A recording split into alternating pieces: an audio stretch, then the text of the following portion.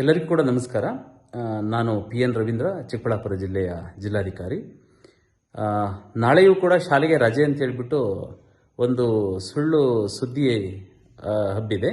ಹಾಗಾಗಿ ನಾನು ಎಲ್ಲ ಸಾರ್ವಜನಿಕರಿಗೆ ಈ ಮೂಲಕ ತಿಳಿಯಪಡಿಸುವುದೇನೆಂದರೆ, ನಾಳೆ ಅಂದರೆ ದಿನಾಂಕ 4/12/2024 ಬುಧವಾರ ನಾಳೆ ಎಲ್ಲ ಶಾಲಾ ಕಾಲೇಜುಗಳು ಕಾರ್ಯವನ್ನು ನಿರ್ವಹಿಸ್ತಾ ಇದ್ದಾವೆ.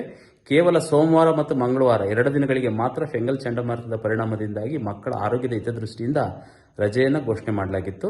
ನಾಳೆ ಅಂದರೆ ದಿನಾಂಕ 4/12/2024 ಯಾವುದೇ ರಜೆ ಯಾವುದೇ ಶಾಲಾ ಕಾಲೇಜುಗಳಿಗೆ ಘೋಷಣೆ ಮಾಡಿರೋದಿಲ್ಲ. ಹಾಗಾಗಿ ಎಲ್ಲ ವಿದ್ಯಾರ್ಥಿಗಳು ಮತ್ತು ಪೋಷಕರು ಮತ್ತು ಶಿಕ್ಷಕವೃಂದದವರು ನಾಳೆ ಶಾಲಾ ಕಾಲೇಜುಗಳು ಎಂದಿನಂತೆ ಕಾರ್ಯವನ್ನು ನಿರ್ವಹಿಸ್ತಾ ಇದ್ದಾವೆ.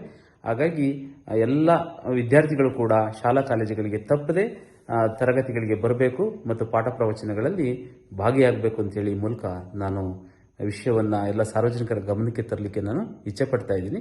ಹಾಗಾಗಿ ಯಾವುದೇ ರಜೆಯನ್ನು ನಾಳೆ ಘೋಷಣೆ ಮಾಡಿರೋದಿಲ್ಲ ಎಂಬತಕ್ಕಂಥ ವಿಷಯವನ್ನು ಮತ್ತೊಮ್ಮೆ ತಮ್ಮ ಗಮನಕ್ಕೆ ತರಲಿಕ್ಕೆ ನಾನು ಇಚ್ಛೆ ಪಡ್ತಾ ಇದ್ದೀನಿ.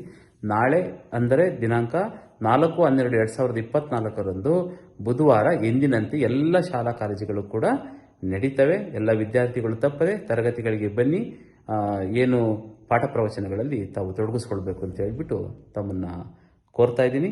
ಎಲ್ರಿಗೂ ಕೂಡ ನಮಸ್ಕಾರ.